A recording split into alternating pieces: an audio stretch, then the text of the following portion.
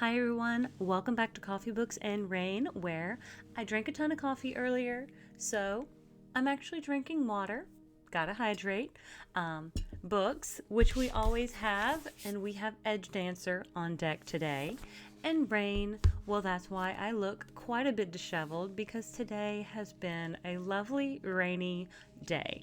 And I don't know if you know this, but I love a good rainy day. I will say that I feel like I got a lot of reading done.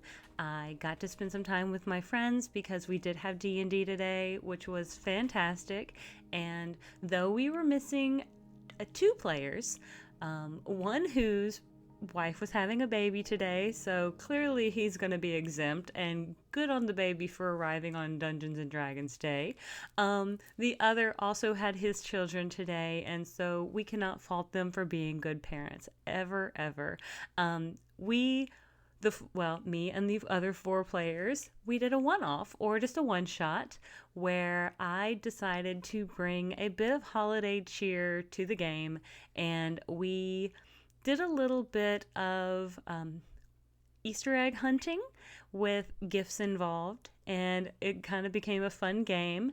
And then one of our players, who is a lizard folk, got a bath. So, antics were involved. We had a great time. I think we all had a lot of laughs. No real combat today, but just some really fun stuff and wandering about, enjoying kind of the session we had. So it's kind of nice to have the ones that are a little bit more lighthearted with kind of low stakes. But let's dive into the book today. We have Brandon Sanderson's book, Edgedancer. Now, I am not on Goodreads today. I decided to go to the stormlightarchive.fandom.com. Now, this is more or less the wiki for the Stormlight Archive, and you guys are more than welcome to go there when you want to look up information regarding pretty much anything probably Brandon Sanderson related, Cosmere related, or Stormlight Archive related. I do feel like it is fairly comprehensive in the ways that most wikis would be, but I also feel like I didn't want to go to Goodreads when I was going to talk to you all about this particular book. Brandon Sanderson has a phenomenal team. He has a phenomenal fan base, and I think though it's, in my personal opinion, a little bit better to use this particular wiki when it comes to stats and things of that nature, because it also links to different characters in the books if you're looking for a little bit of kind of illumination on where these characters show up throughout the Cosmere and things like that. But let's talk about Edgedancer, and I'm going to read this from the wiki, and we'll go from there. Edgedancer was originally written exclusively for the anthology of Cosmere stories included in Brandon Sanderson's collection Arcanum Unbound, released on November 22nd, 2016 by Dragonsteel Entertainment LLC. The 272-page novella, which is right here. Now, it's not a big book.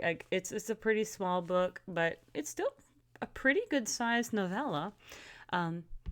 Focuses on Lift, who previously appears in Words of Radiance interlude, in the Words of Radiance interlude. Brandon later published this novella as its own book, as I showed you.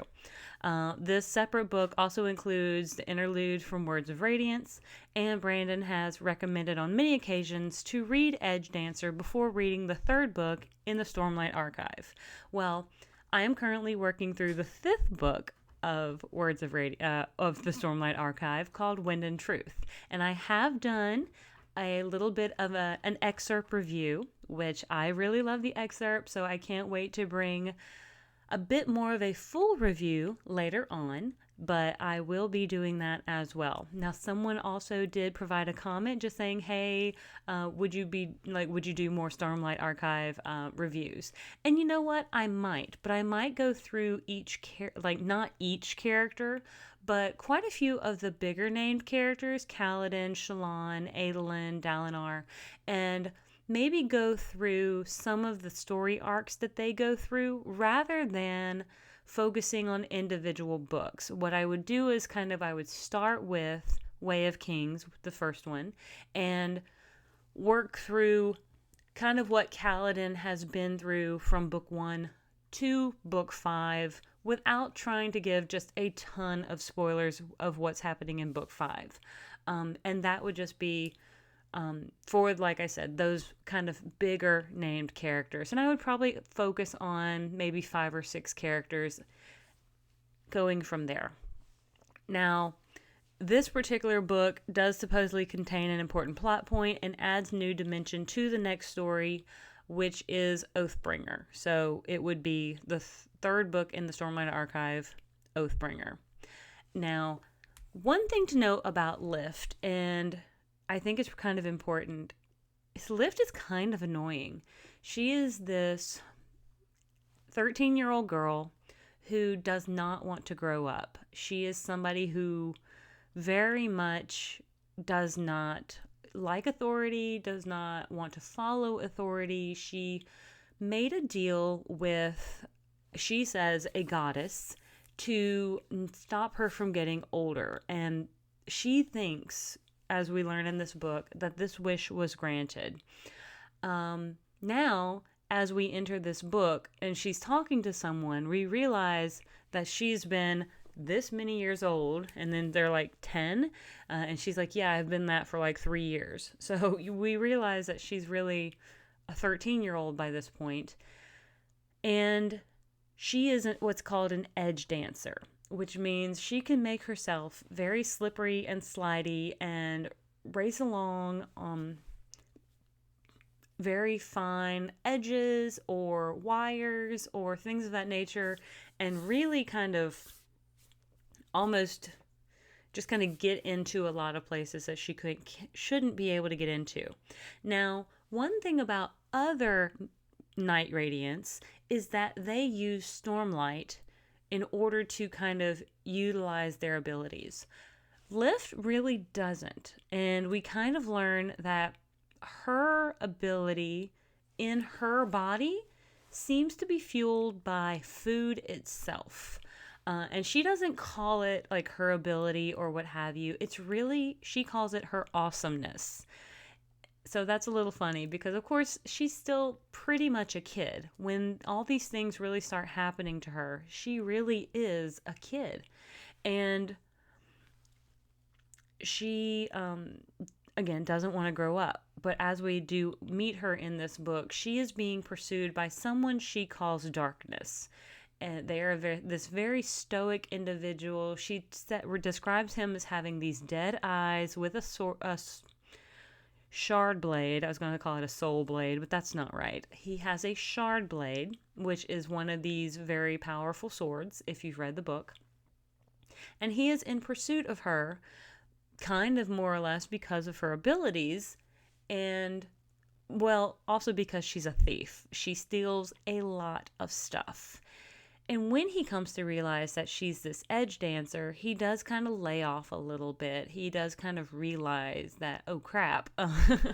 Well, I mean, there's one point where he does kind of let her go, and another thief he runs through, which is kind of terrible. And that's when Lift decides that she is going to, she says, steal his lunch, which pretty much means that she's going to take away the next person that he plans to eliminate, run through with his shard blade. And now I could tell you who Darkness is.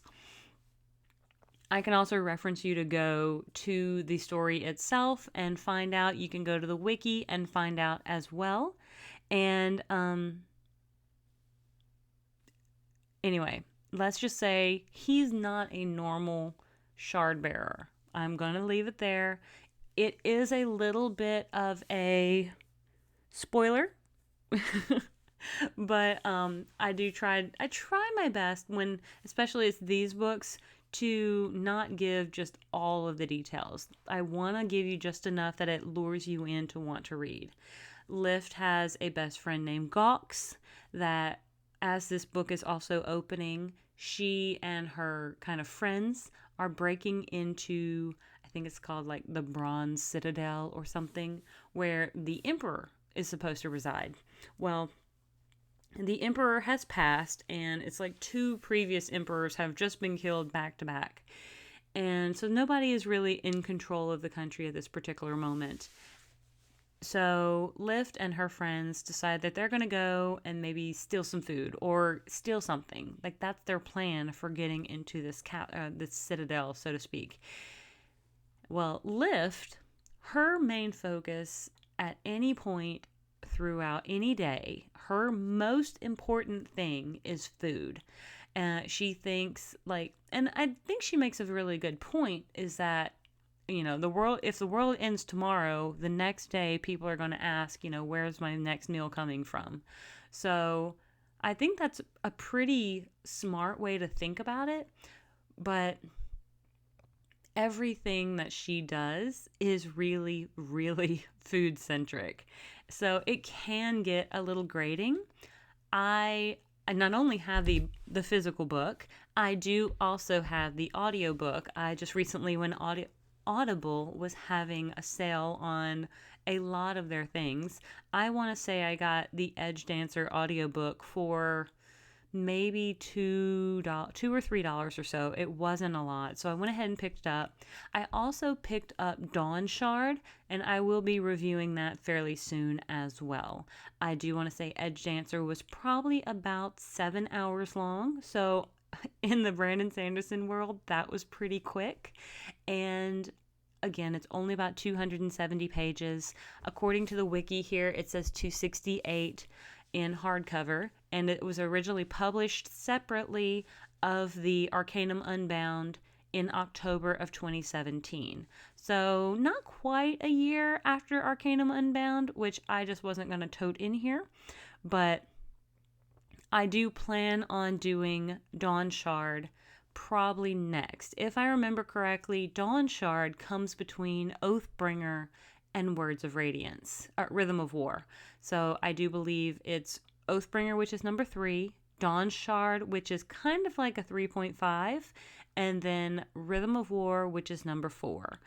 So I highly recommend these kind of intermediary stories. Sometimes they just give a little more illumination into the characters they focus on, because the other books are so incredibly comprehensive when it comes to their characters, that sometimes we don't have time to fit in 300 more pages for one particular character. And I feel like Brandon Sanderson was smart in that it could be separate and people could go find it should they want to, but was it gonna add enough to really put it into, maybe let's just say, Oathbringer?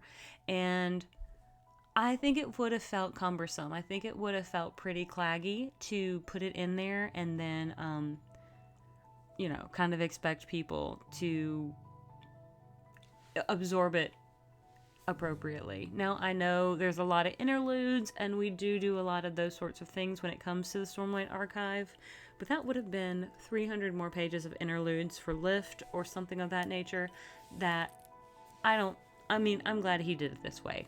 Let's just leave it at that. I'm glad he did it this way. But with all of that being said, I would love to know who your favorite character in the Stormlight Archive is. I realized as I was reading Wind and Truth, which I think it's over on my nightstand right now, it is that I think people do have favorite characters, and I'm just wondering who everybody's favorite character is. I have always been a fan of Rock. Rock was one of my favorites, but of course he did kind of part ways in book 4. So if you're looking for Rock in book 5, we haven't seen him yet, at least to the point that I've read thus far. Kaladin is always an amazing character as well, but of course he's character number 1. And then unless you want to say Dalinar is number 1. Then you've got Yasuna, Shallan, Adolin, Navani, and so many others that we really could talk about at length. And even Zeth, who is the assassin in white.